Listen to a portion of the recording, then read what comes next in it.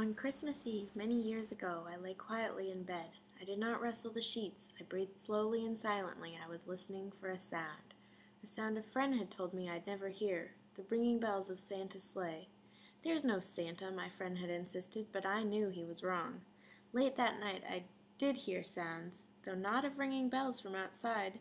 Came the sounds of a roaring jet engine.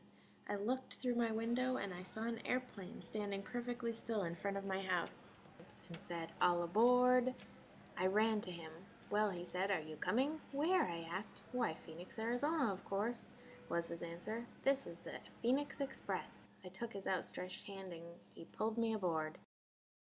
The airplane had plenty of space for me and my jammies. There was lots of free apple juice, which I drank for the first time out of a cup with ice. Soon there were no lights to be seen. We traveled through many mountain ranges and lots of cities with cars and houses. We flew so high, sometimes it seemed as if we would scrape the moon. But the Phoenix Express never slowed down. Faster and faster we flew, as if we were birds on the wind.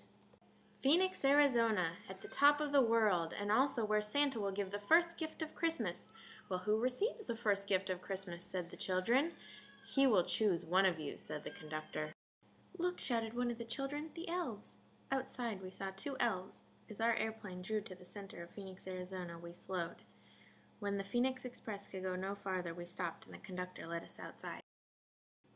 Then just beyond the elves we saw Santa's Christmas tree. We knew Santa had to be nearby. And there he was. He marched over to us and pointing to me said, "Let's have this little girl here." He jumped into his sleigh. The conductor handed me up. I sat on Santa's knee and he asked, "Now what would you like for Christmas?"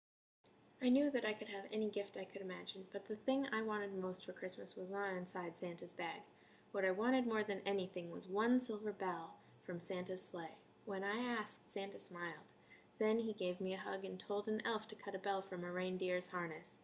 The elf tossed it up to Santa. He stood holding the bell high above him and called out, "The first gift of Christmas!"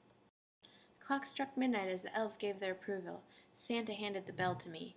He shouted out the reindeers' names, cracked his whip, and his team charged forward and climbed into the air. Santa circled once above us before he disappeared into the cold Phoenix sky.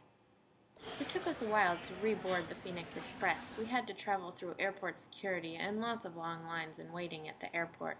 It was all right, though. I had a comfy chair to ride through the airport in.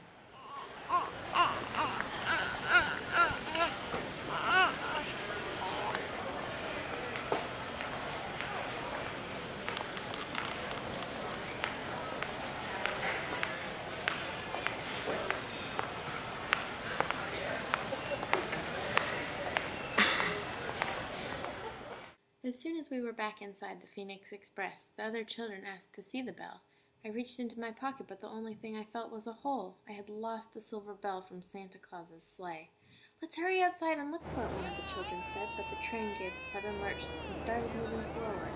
We were on our way home. It broke my heart to lose the bell. When the airplane reached my house, I sadly left the other children. I stood at my doorway and waved goodbye. The conductor said something from the moving airplane, but I couldn't hear him. "What?" I yelled out. He cupped his hands around his mouth. "Merry Christmas," he shouted from the Phoenix Express. On Christmas morning, my big brother Bob and I opened our presents. When it looked as if everything had been unwrapped, Bob found one last small box behind the tree. It had my name on it. Inside was the silver bell. There was a note. "Found this on the seat of my sleigh. Fix that hole in your pocket. Signed, Mr. C." I shook the bell. It made the most beautiful sound me and my brother had ever heard. But my mother said, "Oh, that's too bad." "Yes," said my father, "it's broken." When I'd shaken the bell, my parents had not heard the sound. At one time, most of my friends could hear the bell, but as years passed, it fell silent for all of them. Even Bob found one Christmas that he could no longer hear its sweet sound. Though I've grown old, the bell still rings for me as it does for all who truly believe.